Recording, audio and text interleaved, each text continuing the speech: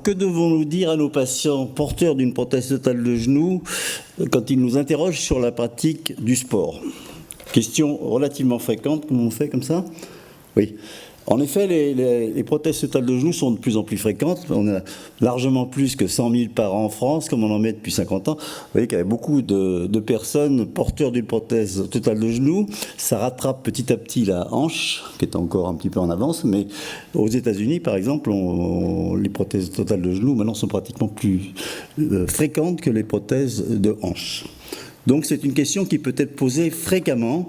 Et évidemment, quand on dit sport, ça dépend quel sport, hein. La pétanque, le golf, c'est déjà autre chose, bien sûr. Le vélo, la natation, la course à pied, et puis les sports plus demandeurs, en particulier le foot, le rugby, les sports de contact, bien sûr. Donc tout dépend quel type de sport. Et il faut dire que les chirurgiens sont relativement divisés, hein, en fonction de différents critères. Et il y a encore en 93, il y a eu un article, et il y avait des chirurgiens qui systématiquement interdisaient le golf. Il y en avait presque 10% qui interdisaient systématiquement le golf, ou alors avec un kart. La plupart du temps, ils disaient d'accord, vous pouvez y reprendre, mais avec un kart. Et ça, c'était les conseils que donnaient les chirurgiens. Vous voyez qu'on était quand même relativement timorés à cette époque, et ça a quand même pas mal évolué. Alors, d'abord, quels sont les critères? Sur quoi se base-t-on pour donner ces conseils? D'abord, quels sont les risques au moins théoriques? Il y a le risque traumatique, luxation, fracture. Il y a le risque microtraumatique, bien sûr, c'est essentiellement une usure de la pièce en général, polyéthylène. Alors, le risque fracturaire, il existe, bien sûr, mais il existe aussi quand on n'a pas de fracture. Simplement, c'est un peu plus embêtant quand il y a une prothèse, dans la mesure où on est parfois obligé de changer la prothèse en même temps. Bon, les conséquences sont plus importantes, mais la fréquence n'est pas la même. Que ce soit une fracture, une lésion ligamentaire, une luxation, une rupture du tendon patellaire, vous voyez la rotule qui est partie en haut, tout ceci, ce sont des risques théoriques, mais finalement, nous parlerons surtout, et ensuite, alors voici une fracture fémorale à peu près TG, bon, les risques aussi sont les risques microtraumatiques. C'est l'usure, donc essentiellement du polyéthylène, et le décèlement précoce qui seraient liés. Alors que des usures en matière de hanche, on en a vu pas mal, de genoux, ça devient de plus en plus rare. Avec les bonnes prothèses, bon polyéthylène et surtout la pneumomécanique, il y a peu d'usure. C'est pas souvent maintenant une cause fréquente de reprise, l'usure. Il y a beaucoup de causes de reprise, mais pas tellement l'usure. Vous voyez une usure très importante en bas, représentée ici, et c'est toujours pratiquement les mêmes prothèses. Moi, ce que je reprends pour usure, c'est souvent les mêmes prothèses, et il y a très souvent aussi un défaut technique au moment de la pose, un défaut d'axe. Donc c'est très dépendant de la technique, alors que dans la hanche, c'est très dépendant du couple de friction. Donc c'est assez différent, c'est pas les mêmes causes. Donc c'est ça le point faible, avec les possibilités de migration, d'ostéolyse et de décèlement secondaire. Alors ça dépend du poids, de la qualité, de l'épaisseur, de la qualité de pose, plus, ça c'est important. Les problèmes de rotation, les problèmes d'axe qui peuvent changer les forces appliquées sur les prothèses. Et c'est assez différent, comme je vous le disais. Prothèse de hanche, ça dépend du couple de friction, donc de la prothèse qu'on met. Dans les prothèses de genoux, ça dépend de la technique essentiellement, et du matériel, bien sûr, que l'on pose. Alors, faut-il changer le couple de friction? On s'est posé le problème dans les hanches, bien sûr, d'où le succès des prothèses céramiques sur céramique, parce que l'usure est très minime. Mais dans le genou, il y en a. Les Japonais ont mis des prothèses en céramique pour pas que ça s'use. Ça a moins d'intérêt parce qu'ils gardaient toujours le polyéthylène au milieu. Donc, alors, je sais que Laurent Sédel travaille actuellement sur une prothèse alumine. Dans ma pratique, c'est tellement rare les reprises quand on a une bonne prothèse pour usure que je pense que l'intérêt est relativement limité, pour l'instant en tout cas. Par contre, il faut améliorer la qualité de pose, bien sûr, la précision de l'ancillaire. Alors bien sûr, la chirurgie assistée par ordinateur, ça améliore sans doute l'axe, actuellement surtout dans le plan frontal d'ailleurs. Robotique, interrogation également, mais tout ça n'est pas absolument important pour décider de la pratique du sport. Ce qui est important, c'est de bien connaître les forces appliquées sur les implants dans le genou au cours de différents sports. Et ça, c'est très intéressant. Ça a été étudié par un nommé Kuster, et ça a été fait de façon très intéressante. D'abord sur le cadavre, ensuite à partir de modèles mathématiques, et surtout in vivo. On a posé des capteurs dans les genoux pour savoir ce que ça donnait et pour savoir quelle pression était appliquée. Et ça, c'est une étude très intéressante de Kuster, qui est déjà un petit peu ancienne, mais qui est toujours valable. Et il disait qu'en station debout, vous voyez, il y avait 0,8% mesuré par rapport au poids du corps. Hein. La marche à 5 km/h, 4,7 quand même du poids du corps. Descendre des escaliers 6 et le jogging 6. Mais vélo 0,5. Bon, le vélo, parfait. Vous avez moins de pression que le fait de se tenir debout. Donc le vélo sur le plat, hein, ceci. Et le ski 4,5. Mais surtout le ski important dans les dessins. Ça, c'est pour la hanche. Le genou, vous voyez ici la différence. Jogging 10, attention, 10 fois le poids du corps à cause des pics de pression. Et ça, c'est important. Le pic de force, c'est une notion importante. Il ne faut pas tenir compte seulement de la pression, il faut tenir compte du pic de force, c'est-à-dire à certains moments de la course, eh ben ça monte et vous avez vu que 10 fois le poids du corps pour la course à pied, c'est pas mal. Moi, je sais que dans ma pratique, on va le voir, ça me fait réfléchir quant à la pratique de la course à pied sur les prothèses. Golf, il y a aussi des pics au cours du golf, et au tennis, selon le geste, 3-8 au service par exemple, vous voyez. Donc, les facteurs qui interviennent ensuite dans la décision de reprise du sport, c'est bien sûr le patient. Et là, un facteur essentiel, c'est la motivation, bien sûr. Si quelqu'un qui n'a jamais fait de sport, vous ne devez pas le remettre à faire beaucoup de sport après une prothèse, il n'y a pas trop de raison. On peut le motiver pour essayer qu'il en fasse un petit peu, certains sports. Mais la motivation, et puis bien sûr l'expérience, le niveau sportif, et bien sûr l'âge et le poids, mais l'âge, on peut faire du sport très tard, bien sûr, heureusement. Donc les types d'implants, bien sûr. Le chirurgien, c'est un facteur important, parce que si le chirurgien juge que le sport, c'est pas important, mais il va dire, il va dire, merde, j'ai mis une belle prothèse, et en plus, il veut faire du sport. Non.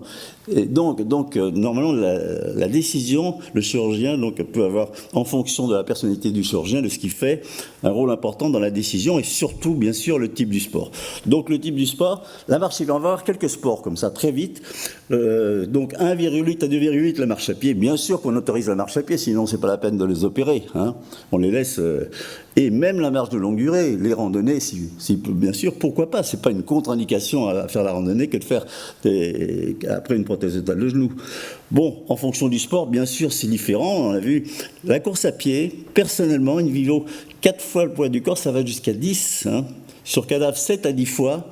Fréquence des pics de pression. Moi, quelqu'un qui me demande, je faisais de la course à pied, j'ai une prothèse de genou, moi je dis, faites du vélo. Hein. Bon.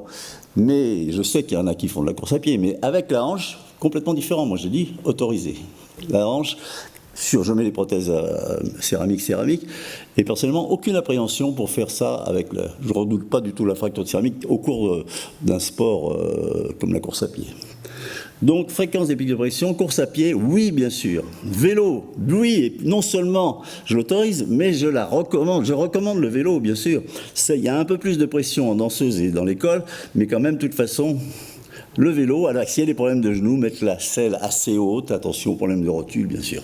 Mais le vélo, bien sûr. Golf, alors il y a eu des pressions aussi, des prises de pression faites au cours de la mesure du golf. Vous voyez, on a même dit que le membre dominant, c'était 4 fois 5 l'heure, le membre opposé un petit peu moins, et fréquence des forces beaucoup plus importante, donc, dans la course à pied, comme on l'a vu. Il y a eu pas mal d'articles sur la pratique du golf. Le sport, on avait même vu qu'après une prothèse de genou, le handicap augmentait de 4,6 par rapport à avant l'arthrose, hein, pas par rapport avant la prothèse, et la longueur du drive diminuait de 12,2 yards. Donc c'est très précis comme étude. Bon, exemple d'un golfeur, bien sûr, qui a repris, mais ça c'est assez courant. Le tennis, alors le tennis, fréquence des pics de pression. Alors les gens qui jouent très bien au tennis, qui veulent rejouer, je perds un certain nombre de tennismen de haut niveau, on les laisse faire, de toute façon ils vont reprendre. Hein. Mais on conseille souvent le double pour faire un petit mouvement d'effort, pas aller forcément chercher toutes les balles, mais il n'y a pas pour moi une contre-indication absolue à ne pas faire du tennis après une prothèse totale de genou. Donc tennis, il y a eu des études aussi, bon vous voyez ici 3 fois par semaine au même niveau qu'avant, il y a eu des études de fait un petit peu sur tous les sports. Le ski. Alors le ski, c'est complètement autorisé, le ski. Seulement, on demande toujours quel est le risque du ski. C'est le risque plutôt traumatique. Quelqu'un qui a une prothèse de genou qui va se faire une rupture ligamentaire. Donc on leur dit skier, d'accord. Bien sûr, s'ils savent skier avant, ils n'ont pas commencé à apprendre le ski juste après la prothèse. S'ils ont déjà skié, oui, le ski est autorisé. On opère un certain nombre de moniteurs d'ailleurs, hein. À l'évidence, c'est pour ça qu'ils se font opérer. Donc le ski est autorisé. Il y a des fortes impressions dans la descente. Bon, ils ne feront peut-être pas de descente, de Val d'Isère, hein. Mais c'est sûr, ça dépend du niveau. Et là, c'est des gens qui ont déjà skié. On leur dit skier un petit niveau en dessous. Faites pas les trop fortes pour pas risquer la chute. Voilà. Le problème, c'est plus la chute. Voici un exemple grosse après chirurgie ligamentaire, etc. Et qui est repris parfaitement. C'est un moniteur de ski. Donc, en résumé, pour terminer, quel conseil ? Eh bien, il y a eu des classifications de sport, une étude ancienne de la Mayo Clinic qui autorisait, après la prothèse, natation, vélo, golf, ski, et ceux qui non autorisaient, aussi les sports non autorisés, course à pied, ski nautique parce qu'il peut y avoir des mouvements au cours du genou un petit peu délicats, et puis les sports de contact, football, basket, hockey, handball, bien sûr. Et selon le sport pratiqué, il y a eu ceux qui étaient recommandés, ceux qui étaient autorisés. Ceux qui étaient autorisés, c'est une nouvelle catégorie, autorisés avec expérience, et ceux qui étaient interdits. Oui, vous avez la classification. Alors les recommandés, qu'on recommandait même chez les gens qui ne faisaient pas de sport avant, marche à pied, natation, vélo, bon ça on est d'accord. Et les autorisés, c'était le golf, la course à pied, tennis plutôt en double, et le sport en salle.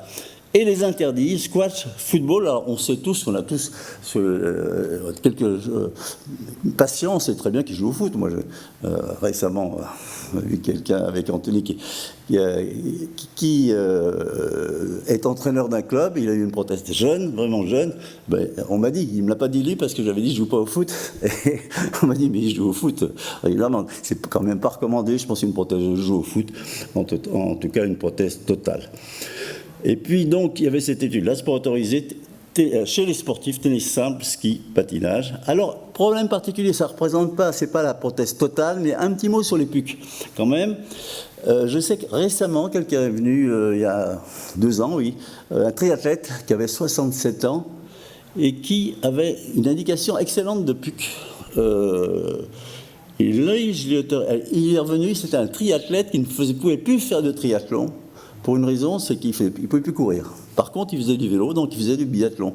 Il était complètement obnubilé par le fait qu'il ne pouvait plus faire de triathlon. Et ça lui retentissait dans la tête. Et donc, je lui ai mis une PUC parce qu'il y a le croisé qui est là, bien sûr, toujours.